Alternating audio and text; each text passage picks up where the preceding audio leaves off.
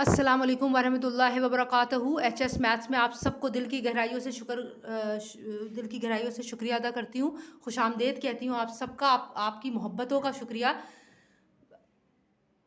आगे बढ़ने से पहले प्लीज़ मेहरबानी करके मेरे साथ एक दफ़ा प्यारे नबी हज़रत मोहम्मद मुस्तफ़ा सल्लल्लाहु अलैहि वसल्लम पे दुरूद पाक पढ़ लेते हैं। सल्लल्लाहु अलैहि या मोहम्मद नूरुम मिन नूरिल्लाह। अल्लाह की पाक ज़ात की खैर और बरकत से उम्मीद करती हूँ कि उसकी रहमतों से आप सब खैर आफियत से होंगे। अल्लाह पाक हम सब को हर तरह की छोटी बड़ी और बुरी बीमारियों से महफूज रखे, आमीन सुमा आमीन।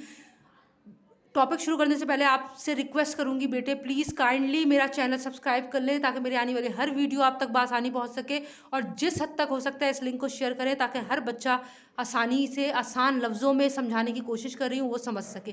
ठीक है, आज जो मैंने टॉपिक चुना है वो मुझे एक स्टूडेंट की तरफ से रिक्वेस्ट आई थी कि प्लीज़ टीचर काइंडली, हमें ये नहीं पता चलता कि एंगल, ये जो डी है आप सबको दिख रहा होगा, ठीक है बेटा, ये डी, ज़ीरो इधर भी है ज़ीरो इधर भी है, तो बच्चों को ये पता नहीं चलता कि वो इधर के ज़ीरो से चलें या उधर के ज़ीरो से चलें।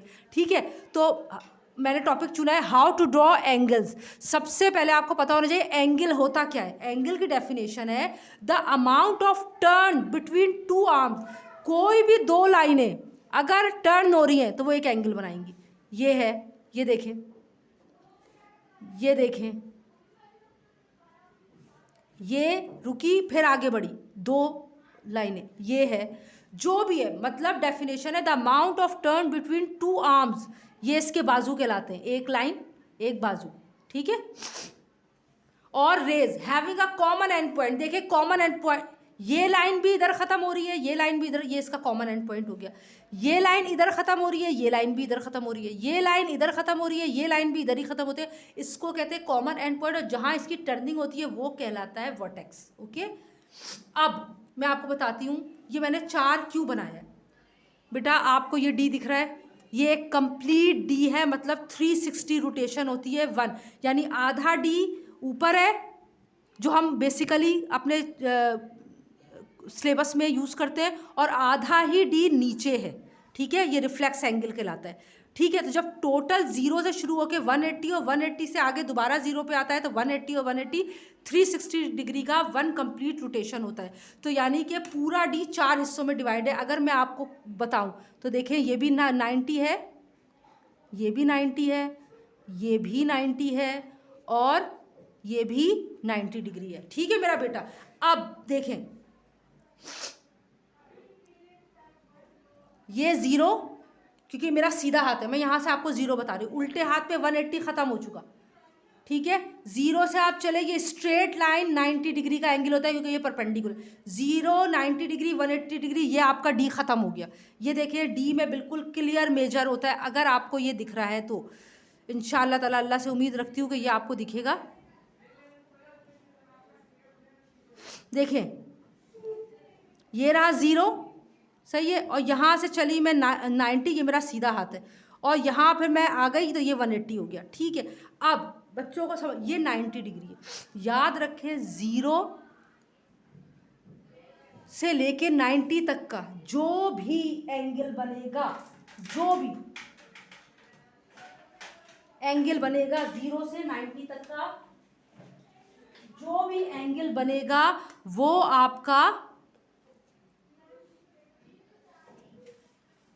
एक्यूट एंगल कहलाएगा। 0 से बड़ा 90 से छोटा जो भी बनेगा, 90 डिग्री हमेशा राइट एंगल कहलाता है। ठीक है, ये स्ट्रेट लाइन 90 इधर और 90 इधर, ये पूरी लाइन 180 होती है, तो ये स्ट्रेट एंगल कहलाता है।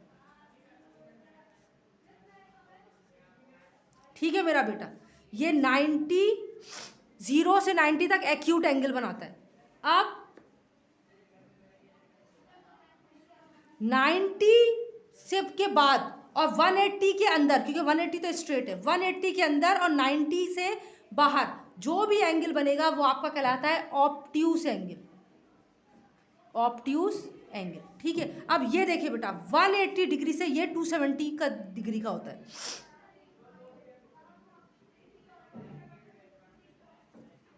और यहाँ जब आते हैं आप, ये पूरा कंप्लीट रोटेशन 360 डिग्री हो जाता है। तो यहाँ से यहाँ तक और फिर यहाँ से यहाँ तक जितने भी एंगल बनेंगे सारे रिफ्लेक्स एंगल कहलाते हैं, ठीक है। 0 से 90 acute, 90 degree is only a single angle which is right angle, more than 90 degree, less than 180 degree obtuse angle जो यहाँ बनेगा। 180 से 360 तक जितने भी एंगल बनेंगे सब रिफ्लेक्स एंगल बनेंगे। अब मैं बताती हूँ कि एंगल कैसे ड्रॉ करते हैं। चलें बेटा, अब मैं आपको क्या बता रही हूँ, दो एंगल लिए मैंने 40 डिग्री और 60। बच्चों को क्या मुश्किल होती है मैं आपको बताती हूँ पहले, सही है। आपने अपनी मर्जी से लाइन ड्रॉ कर ली, सपोज करें ये मैंने लाइन ड्रॉ कर ली, आपको दिख रही होगी, मेरा सीधा हाथ है, मैंने एरो यहाँ लगा दिया। एक और लाइन ड्रॉ की,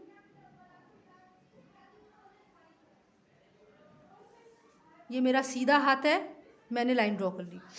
एक तरफ एरो बनाना है, सीधी तरफ मैंने एरो बना दिया, यहाँ मैं डॉट लगाऊंगी ताकि ये मेरा मेजरिंग पॉइंट हो जाएगा, ठीक है बेटा। अब देखें, आप सबको दिख रहा होगा ये जो डॉट है, ये जो 90 की पूरी सीधी लाइन और फिर इधर डिवाइड हो रहा है, इधर डिवाइड हो रहा है, यानी ये 90 है और ये 90 है, ये उसने बताया हुआ है, ये 90 और ये 90। ये जो प्लस साइन है, ये जो सेंटर है, इस सेंटर को आपने इस सेंटर पर रखना है, और ये नीचे की स्पेस लाइन आपने, ये वाली स्पेस लाइन आपने नहीं लिया, आपने इस लाइन, इसको और इसको आपने इस तरह रखना है कि जो लाइन आपने बनाई है वो छुप जाएगी। ये देखें, ये देखें, आपको मेरी बनी हुई लाइन नहीं दिख रही है। अब लाइन जहाँ जा रही है, एरो जहाँ जा रहा है, जहाँ एरो जा रहा है वहाँ का ज़ीरो पढ़ें। 0, 10, 20, 30, 40, 50, 60। मैंने 60 पे आके एक डॉट लगाया है बस, ठीक है। और अब मैं क्या करूँगी, मैं दोनों डॉट को सेट करूँगी, स्लाइटली प्रेस करूँगी और एक दफ़ा लाइन ड्रॉ कर लूँगी। ये मैं डबल इसलिए कर रही हूँ ताकि आपको प्रोमिनेंट दिख सके। फ़ौरन मैंने यहाँ लिखा 60 डिग्री, ठीक है। अब आप इधर देख लें, ये रहा डॉट और ये रहा डॉट, मैंने डॉट के ऊपर डॉट रखा, ये वाली जो लाइन जा रही है वो मेरी लाइन छुप गई है उस लाइन के पीछे। जहाँ मेरा एरो जा रहा है, जहाँ एरो जा रहा है वहाँ का ज़ीरो, वरना 180 है यहाँ पे। 0, 10, 20, 30, 40, ये रहा 40, मैंने डॉट लगाया, हटा दिया, सही है। और अब मैंने अपना स्केल या रूलर सेट किया और मैंने एक लाइन खींची और ये मैंने लाइन बंद कर दी। The amount of turn between two arms make an angle, okay. यहाँ मैंने लिखा 40 डिग्री। ज्योमेट्री कहता है कि अगर आप डॉट भी लगाओगे तो आपने उसको नाम देना है, तो आपकी मर्जी है बेटा। देखिए मैंने लिखा ABC, मैं यहाँ क्या लिखूंगी, पहले तो मैं लिखूंगी मेजर एंगल, ये m small m means measure, मतलब लेंथ है एंगल की, क्या, मेजर एंगल बी। कहाँ पे बन रहा है एंगल, एंगल किस कोने पे बन रहा है, बी पे। Measure angle B is equal to 60 degree. और आपने देखा होगा बहुत सारे इस तरह भी लिखते हैं ABC इज अब मैं लिखूंगी therefore ABC is an cos 60 degree है, यानी 90 से छोटा अंदर है तो एक्यूट एंगल, ठीक है बेटा। अब इस पे आए। अच्छा, और एक बात जो मैं आपको बार बार बता, जहां एंगल बन रहा है उस कोने को बीच में लिखना है आपने। चाहे आप C इधर भी लिख सकते हैं और A इधर भी लिख सकते हैं, लेकिन B अपने जगह से नहीं हिलिएगा। जो भी एंगल की बात हो रही है वो एंगल का नाम आप बीच में लिखेंगे। अब यहाँ मैंने लिख दूँ जैसे X Y Z, मैं यहाँ लिखूंगी major angle Y is equal to 40 degree और X Y in the centre because Y पे एंगल बन रहा है। Z is an acute angle, okay. Now उम्मीद करती हूँ अब आपको अब देखें, ये मैंने दो सीधे हाथ की तरफ बनाए थे, जहाँ एरो होगा वहाँ का ज़ीरो पड़ेंगे। अब मैं दो ऐसे एंगल बनाने जा रही हूँ जिसका मुंह एरो मेरे उल्टे हाथ पर होगा। देखें, पहले मैं सपोज करें ये मैंने बनाया और ये मैंने बनाया और एक मैंने यहाँ बना लिया।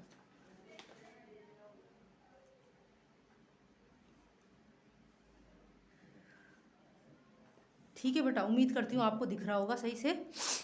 अब देखें, ये 110 बनाना है। मैंने अपना ये जो डी है, मैंने इसको इसी प्लस साइन को इधर सेट किया। अब मैं ये देखूंगी कि एरो कहाँ है। एरो यहाँ है। जहाँ एरो जा रहा है वहाँ का ज़ीरो पढ़ूंगी। एरो यहाँ है, यहाँ का ज़ीरो होगा, यहाँ का 180 नहीं होगा। जहाँ एरो जाएगा वहाँ के ज़ीरो से चली मैं। ये रहा 80, 90, 100 और ये रहा 110। आपको दिख रहा होगा, मैंने लगाया डॉट, लगा लिया। और अभी मैं मिला नहीं रही, एक ये रहा डॉट और एक ये रहा डॉट। अब मैंने ये वाला जो डॉट है, इस डॉट पे मैंने ये कंपास रखा, सॉरी प्रोटेक्टर रखा और 135 ये रहा, यहाँ जा रहा है एरो। ये रहा 110, 20, 30 और 40 के बीच वाला 135। ठीक है बेटा, अब मैं क्या करूँगी, सबसे पहले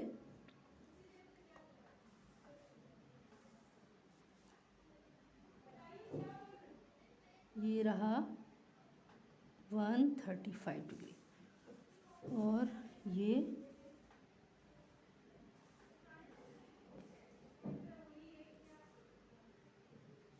110 डिग्री। ठीक है बेटा, अब लिखेंगे कैसे इसको। सपोज करें मैंने इसको दिया पी क्यू आर, मैं लिखूंगी major angle Q is equal to 110 degree. यहाँ लिखूंगी मैं मेजर एंगल, सब एस टी यू नाम देते हैं इसको, measure angle T is equal to 135 degree. सही। अब बीच में कौन आएगा, क्यू, बीच में कौन आएगा, टी।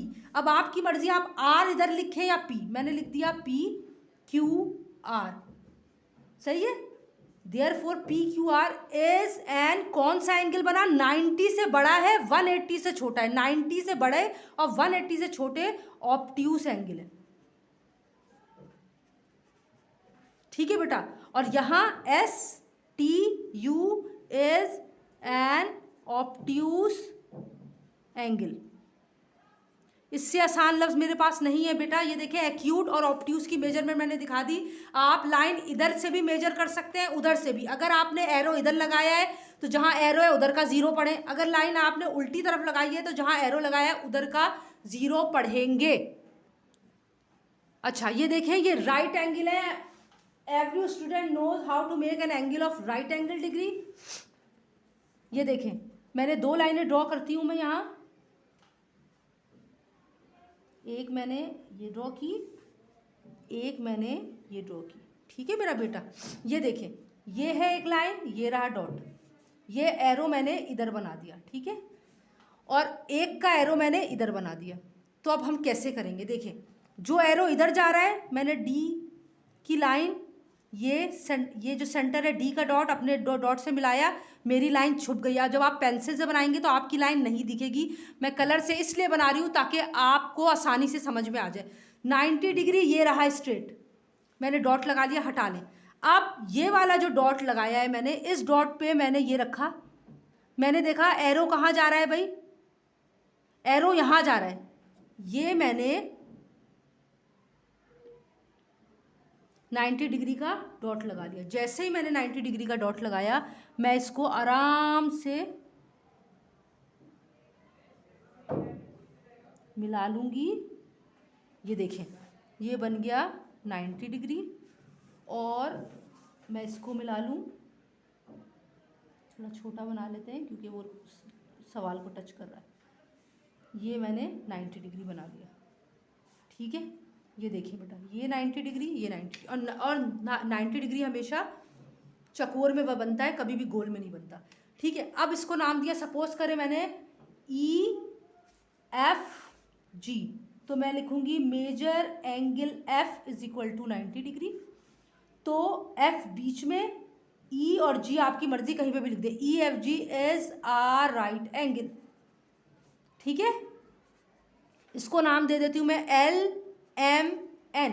मैंने लिखा मेजर एंगल एम, नाम हमेशा कैपिटल होंगे।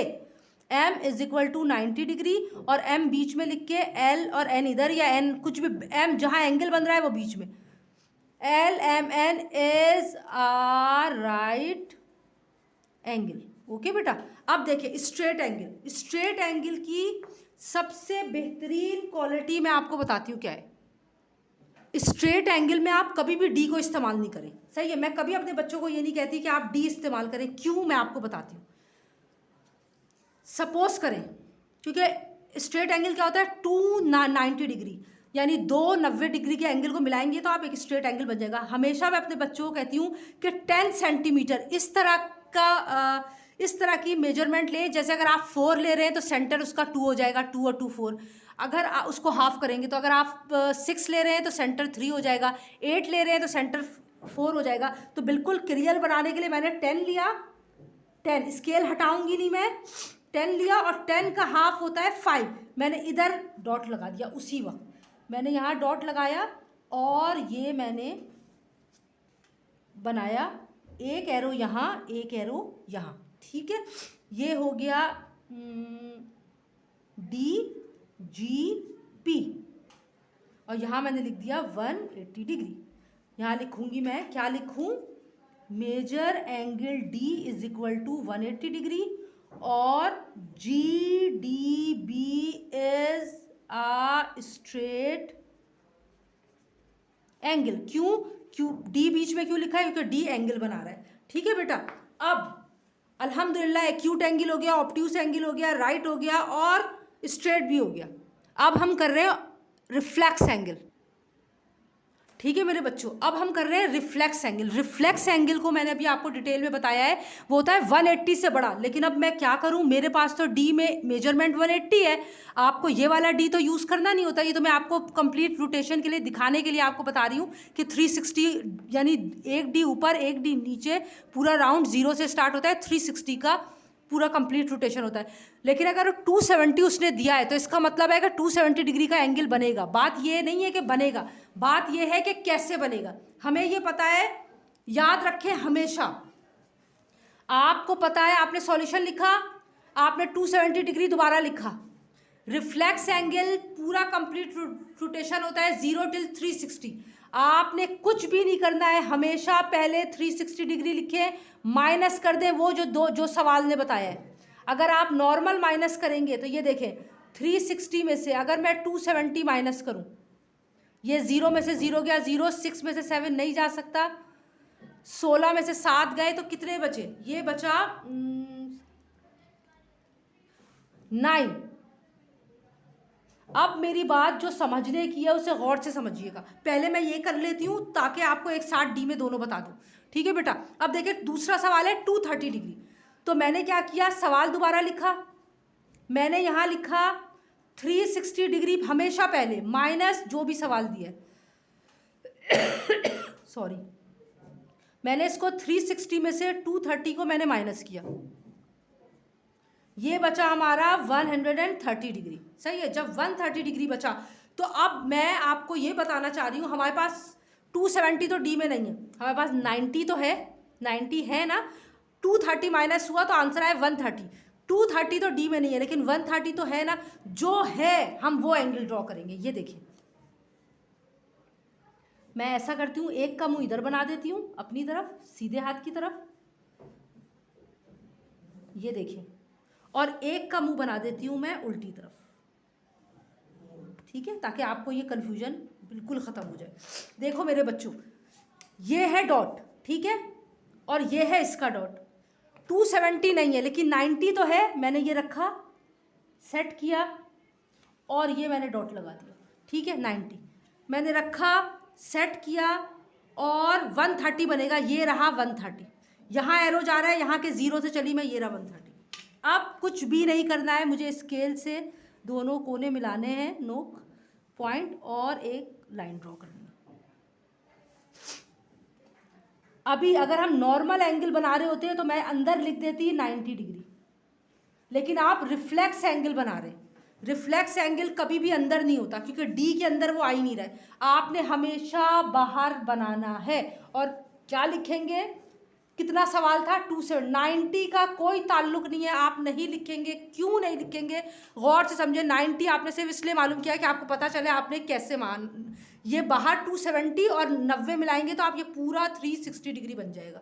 सही है। अब आपने इसको नाम दिया PQR। यहाँ है, यहाँ अंदर आपने 130 हरगिज भी नहीं लिखना है, आपको सवाल दिया है 230 बनाए, आपने बाहर सर्कल बनाए क्योंकि रिफ्लेक्स हमेशा बाहर बनता है। आपने लिखा 230 डिग्री और LMN लिखेंगे क्या, major angle Q is equal to 270 degree, PQR, Q in the center is our reflex angle.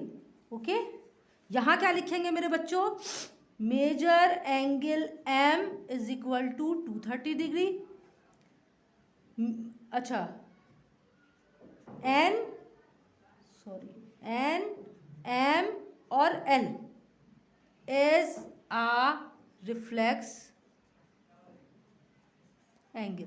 देखिए बेटा, एक्यूट एंगल होता है जो 0 से 90 के बीच में होता है, ऑब्ट्यूस होता है 90 से 180 के बीच में होता है, 90 डिग्री का एंगल राइट एंगल होता है, सीधी 90 मिला के 180 का स्ट्रेट एंगल होता है, और उसके बाद बचा रिफ्लेक्स एंगल। ये मैंने आपको बता दिया। जो आपके पास यहाँ 30 डिग्री हो या 2 ना हो 70 हो, आप 360 में से माइनस कर दें। सही है। जो भी आपके पास डी में जो नंबर मौजूद है, चाहे वो सवाल में हो चाहे उसका एंगल बनेगा, और जो 180 से बड़ी वैल्यू होगी वो आप बाहर लिखेंगे। ठीक है, चले मैं आपको एक और करके बताती हूँ। मेरे पास 5 मिनट और हैं कि मैं आपको ये बता सकूँ। सपोज करें मैंने आपको दिया find the reflex angle of, क्या बनाऊँ बताएं। अगर मैं दूँ 70 डिग्री, सपोज करें एक सवाल मैंने दिया है पार्ट 3, तो मैं क्या करूँगी 360 डिग्री में से 70 डिग्री में माइनस कर दूँगी। तो मैंने यहाँ माइनस किया, देखें 360 में से 70 में 0, 6 में से 7 नहीं जाता सकता, 16 में से 7 गया, बचा 9।